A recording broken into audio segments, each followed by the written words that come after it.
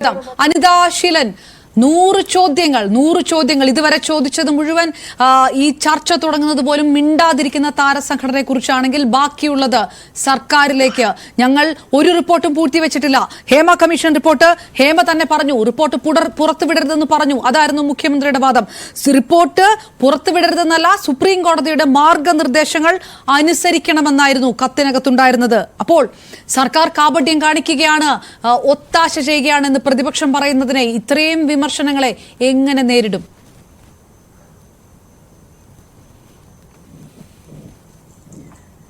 ഇതിനകത്ത് ഇപ്പോൾ പ്രതിപക്ഷത്തിന്റെ വാദഗതി നമുക്ക് തീർച്ചയായും രാഷ്ട്രീയപരമായി തന്നെ കാണേണ്ടി വരും. ഈ കാര്യത്തിനകത്ത് സർക്കാർ വളരെ കൃത്യമായിട്ടുള്ള നിലപാട് സ്വീകരിച്ചിട്ടുണ്ടെന്നാണ് എൻ്റെ അഭിപ്രായം. കാരണം ഇന്ത്യയുടെ ചരിത്രത്തിൽ ആദ്യമായിട്ടാണ് സിനിമാ മേഖലയിൽ സ്ത്രീകൾ അനുഭവിക്കുന്ന പ്രശ്നങ്ങളെ സംബന്ധിച്ച് കൃത്യമായി പഠിക്കുന്നതിന് വേണ്ടി ഒരു കമ്മിറ്റിയെ തന്നെ വെക്കുന്നത്. അത് നമുക്ക് അതിന്റെ ഒരു ചരിത്രം പഠിച്ചാൽ മനസ്സിലാകും. നടി ആക്രമിക്കപ്പെട്ട കേസിനെ തുടർന്നുകൊണ്ട് കുറേയധികം ഈ മേഖലയിൽ പ്രവർത്തിക്കുന്ന സ്ത്രീകൾ മുഖ്യമന്ത്രിയെ കാണുകയും അതിന്റെ അടിസ്ഥാനത്തിൽ ഈ മേഖലക്കകത്തുള്ള പ്രശ്നങ്ങളെ സംബന്ധിച്ച് കൃത്യമായി പഠിക്കുവാൻ വേണ്ടി ഒരു കമ്മിറ്റി തന്നെ രൂപീകരിക്കുകയും ചെയ്തത് ഇന്ത്യയുടെ ചരിത്രത്തിൽ ആദ്യമാണ്. എന്നതുമാത്രമല്ല, ഇപ്പോൾ ഇരയ്ക്കൊപ്പം തന്നെയാണ് അന്ന് മുതൽ ഇന്നുവരെ ഈ ഗവൺമെന്റ് ആ കേസിനകത്ത് നിലനിന്നിട്ടുള്ളത്. അതുപോലെ തന്നെ ഇത്തരം വിഷയങ്ങൾക്കകത്തും ഇരകളാക്കപ്പെട്ടിട്ടുള്ള സ്ത്രീകൾക്ക് ന്യായമായിട്ടുള്ള അവകാശങ്ങൾ, അവരുടെ അവകാശങ്ങൾ സംരക്ഷിക്കുന്നതിന് വേണ്ടിയിട്ടുള്ള നിലപാടുകൾ സ്വീകരിക്കുമെന്നുള്ളത് വളരെ കൃത്യമായി കേരളത്തിന്റെ മുഖ്യമന്ത്രി പറഞ്ഞിട്ടുണ്ട്. ഇതിനകത്ത് നമ്മൾ മനസ്സിലാക്കേണ്ട ഒരു കാര്യം, 2019 കൊടുത്ത റിപ്പോർട്ട് അത് മൂടിവെച്ചിരിക്കുന്നു. ഒരു ക്രിമിനൽ കുറ്റമാണ് ഇവിടെ സർക്കാർ ചെയ്തിരിക്കുന്നത് എന്നെല്ലാം പ്രതിപക്ഷവും ഇതുമായി ബന്ധപ്പെട്ടവർ ചിലർ പറയുമ്പോൾ നാം മനസ്സിലാക്കേണ്ട ഒരു കാര്യം, ഇപ്പോൾ കോടതിയുടെ ഉത്തരവെന്താ?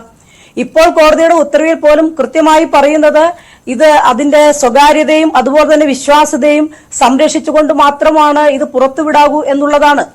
അതിനകത്ത് സർക്കാർ വളരെ കൃത്യമായി പറയുന്നുണ്ട്, ഇതിനകത്ത് ഏതെങ്കിലും വിധത്തിലുള്ള ചൂഷണങ്ങൾക്ക് വിധേയമായിട്ടുള്ള സ്ത്രീ അത് പരാതി കൊടുത്തു കഴിഞ്ഞാൽ അതിനെതിരെ കൃത്യമായിട്ടുള്ള നടപടി സ്വീകരിക്കും.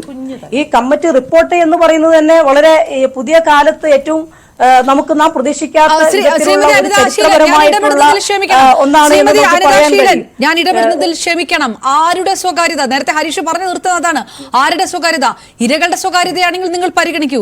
അല്ലാത്തവരുടെ പേരുണ്ടല്ലോ, പ്രതികളുടെ പേര് പുറത്തുവിടാമല്ലോ, ആ പ്രമുഖരുടെ പേര് പുറത്തുവിടാമല്ലോ. അവർ സർക്കാരിന്റെ പ്രധാനപ്പെട്ട ചടങ്ങുകളിൽ ഗസ്റ്റ് ആകുന്നുണ്ടെങ്കിൽ ബ്ലാക്ക് ലിസ്റ്റ് ചെയ്യാമല്ലോ. ആ പേര് പുറത്തുവിടണ്ടേ? അത് ജനങ്ങൾ അറിയണ്ടേ? പ്രമുഖർ എന്ന് ഞങ്ങൾ മാധ്യമങ്ങളടക്കം പറഞ്ഞുകൊണ്ടിരിക്കുമ്പോൾ ഈ പേര് പുറത്തു വരണ്ടേ? ജനങ്ങൾ അറിയണ്ടേ? ആരാണ് ആ പ്രമുഖർ, ആരാണ് ആ പവർ ഗ്രൂപ്പ്? അതൊക്കെ അറിയണ്ടേ?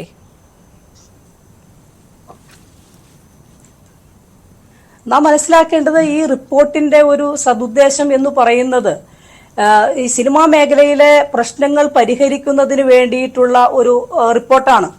അതായത് ഒരു ക്രിമിനൽ നടപടിക്രമങ്ങളിലേക്ക് പോവുക എന്നതിലുപരി എന്താണ് സിനിമാ മേഖലയ്ക്കകത്ത് നമ്മുടെ സ്ത്രീകൾ അനുഭവിക്കുന്ന പ്രശ്നങ്ങൾ. ഒരു സിനിമ എന്ന് പറയുന്നത് സാമൂഹ്യ മാറ്റത്തിന് വേണ്ടിയിട്ടുള്ള ഒരു പ്രധാനപ്പെട്ട ചാലകം കൂടിയാണ്. അതിനകത്ത് സ്ത്രീ ഇല്ലാതെ നമുക്ക് ഒരു നല്ല സിനിമ നിർമ്മിക്കാനോ സാമൂഹ്യ മാറ്റത്തിൽ പങ്കുവഹിക്കാനോ കഴിയില്ല. അപ്പോൾ ആ മേഖലയിൽ സ്ത്രീകൾക്കുള്ള ചൂഷണം അല്ലെങ്കിൽ പ്രശ്നങ്ങൾ, ലൈംഗികമായ അധിക്ഷേപങ്ങൾ ഉണ്ടാകുന്നു, ആക്രമണങ്ങൾ ഉണ്ടാകുന്നു, തൊഴിലിടങ്ങളിൽ അവരുടെ കൂലിയുമായി ബന്ധപ്പെട്ടുകൊണ്ടുള്ള കുറവുകൾ ഉണ്ടാകുന്നു. അങ്ങനെ പല വിധത്തിൽ അവർ കൃത്യമായി പറയുന്നു, അവർ തൊഴിലെടുക്കുന്ന മേഖലയ്ക്കകത്ത് അവർക്ക് അവരുടെ പ്രാഥമിക ആവശ്യങ്ങൾ നിർവഹിക്കുന്നതിന് പോലും അവസരങ്ങളില്ല. അങ്ങനെയുള്ള നിരവധിയായിട്ടുള്ള കാര്യങ്ങൾ സ്ത്രീകൾ അവതരിപ്പിക്കപ്പെട്ടിട്ടുണ്ട്. അപ്പൊ അങ്ങനെ സിനിമാ മേഖലയിലുള്ള യഥാർത്ഥത്തിലുള്ള പ്രശ്നങ്ങൾ അത് അഭിസംബോധന ചെയ്യുക എന്നുള്ളതാണ് യഥാർത്ഥത്തിൽ ഈ കമ്മിറ്റി റിപ്പോർട്ടിന്റെ ലക്ഷ്യം തന്നെ. ഒരു ക്രിമിനൽ പ്രൊസീജിയറിലേക്ക് പോകുക എന്നുള്ളതല്ല. അപ്പൊ അതിന്റെ ഭാഗമായി രഹസ്യമായി മൊഴി കൊടുത്തിട്ടുള്ള ആളുകൾ, അത് ഇപ്പോ ഇവിടെ ശ്രീ ഹരീഷ് തന്നെ പറഞ്ഞല്ലോ, ഇത് രഹസ്യമായി വെക്കണം അല്ലെങ്കിൽ സ്വകാര്യതയെ മാനിച്ചുകൊണ്ട് രഹസ്യമായി വെക്കണമെന്ന് അതിന്റെ ഇരകളായിട്ടുള്ള അല്ലെങ്കിൽ അത് സാക്ഷികളായിട്ടുള്ള ആളുകൾ തന്നെ ഇവിടെ വ്യക്തമാക്കുന്നുണ്ട്. അപ്പൊ ഇത്തരത്തിൽ ഇത് പരസ്യമാക്കപ്പെട്ടാൽ അവരുടെ പോലും ഇരകളെന്ന് പറയപ്പെടുകയോ അതല്ലെങ്കിൽ സാക്ഷി മൊഴി കൊടുത്തിട്ടുള്ള ആളുകളുടെ വ്യക്തിപരമായിട്ടുള്ള അവരുടെ ജീവിതത്തിന്, അവരുടെ കുടുംബജീവിതത്തിന്, അവരുടെ തൊഴിലിന്, അങ്ങനെയുള്ള കാര്യങ്ങൾക്കെല്ലാം പിൽക്കാലത്ത് അത് പ്രയാസകരമായി മാറാം.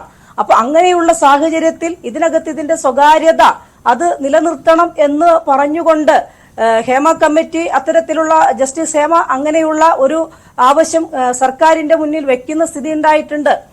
അതിനെ തുടർന്ന് വിവരാവകാശ കമ്മീഷൻ അത്തരത്തിലുള്ള ഒരു നിലപാട് സ്വീകരിക്കാത്ത നിലയുണ്ടായിട്ടുണ്ട്.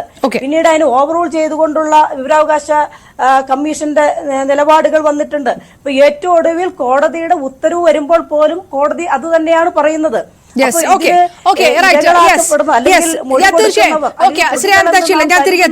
ശ്രീമതി പ്രഖ്യാപിക്കപ്പെടുമ്പോൾ ഇതിന്റെ ദീപാനിൽ